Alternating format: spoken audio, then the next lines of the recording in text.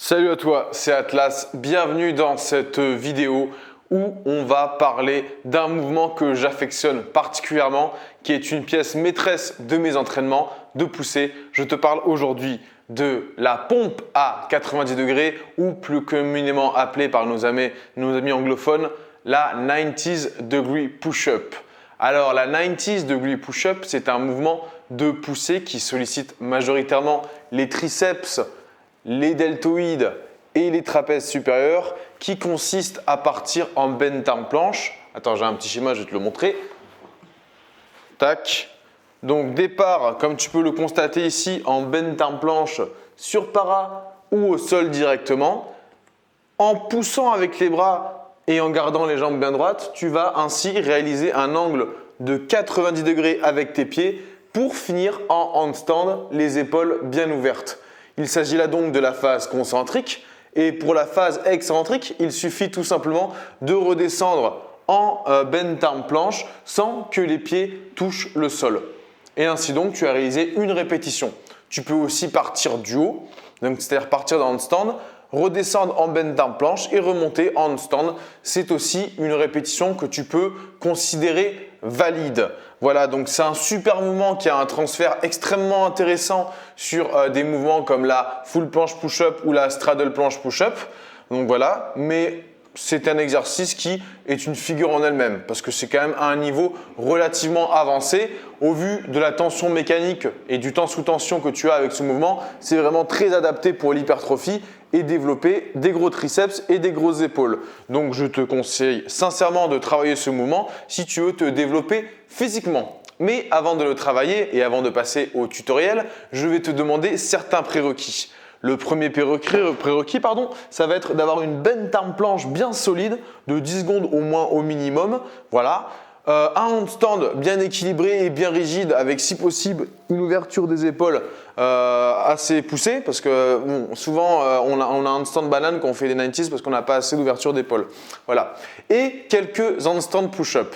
Si tu as tous ces prérequis, nous allons pouvoir aborder la partie entraînement autour de la 90 degree push-up avec les exercices de renforcement, mais surtout les différentes progressions jusqu'à l'obtention d'une full 90 degree push-up, c'est-à-dire pas de straddle, les jambes bien tendues, hop, un mouvement bien linéaire, bien contrôlé et une redescente bien contrôlée avec un joli petit bend arm planche pour terminer. Ensuite, tu pourras enquiller les répétitions et devenir énorme avec des grosses épaules. Allez, on passe à la suite.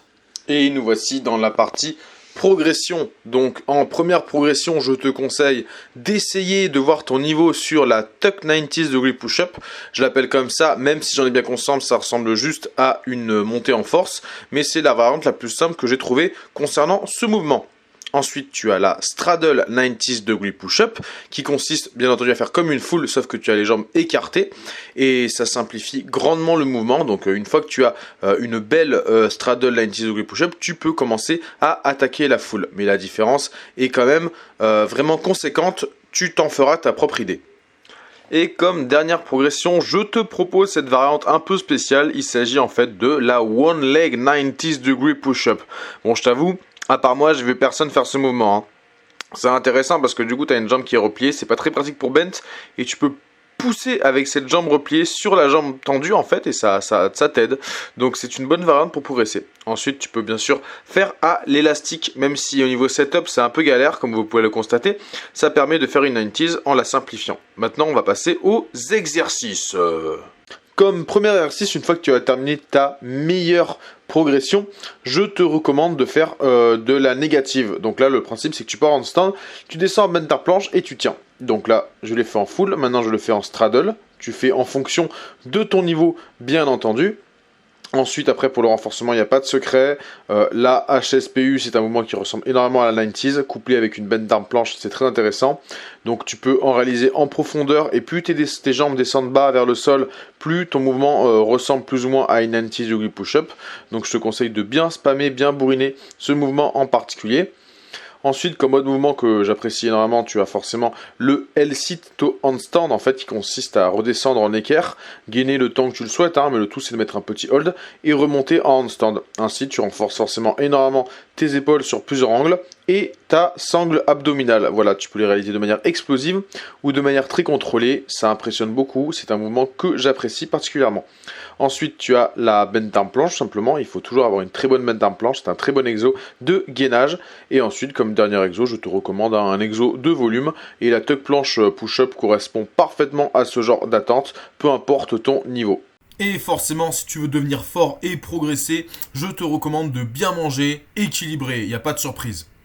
Les deux grosses erreurs à éviter en 90 degree push-up sont le fait de se servir trop des jambes pour monter et de faire une banane en fait, de faire une sorte de scorpion 90 degree push-up. De la sorte, en fait, tu compenses un manque de force et tu montes principalement avec les jambes et les lombaires. Je te recommande aussi de faire attention à faire une bend arm planche et non pas un elbow lever où les coudes sont sous les abdominaux. Dans ce cas-là, tu n'es pas en bend et c'est no rep. Il en est terminé de cette vidéo, tu m'excuseras, je me suis rééquipé, il faisait un petit peu froid chez moi, on n'a pas encore mis le chauffage. En tout cas, sache que le record du monde actuel officiel, selon le Guinness Book des records, est de 16. Il a été établi par un Français qui est dans l'art du cirque. Mais je pense que l'élite de la calisthénie moderne, qui font 30 full planche push-up, etc., s'ils se mettent aux 90s, ils peuvent largement exploser ce score. En tout cas, si la vidéo t'a plu, je t'encourage à t'abonner, à me laisser un petit like et un petit commentaire comme font tous les youtubeurs. En attendant, entraîne-toi dur. C'est un mouvement qui sera assez accessible pour certains en fonction de leur prédisposition en poussée, mais tout le monde peut y arriver. Et clairement, en termes de ressenti, de travail, c'est un mouvement extrêmement intéressant. Donc vraiment, je te recommande de l'ajouter à tes skills, à ta panoplie et le mettre dans tes hauts faits. En attendant, je te souhaite une excellente journée et à la prochaine pour une petite vidéo. Bye bye.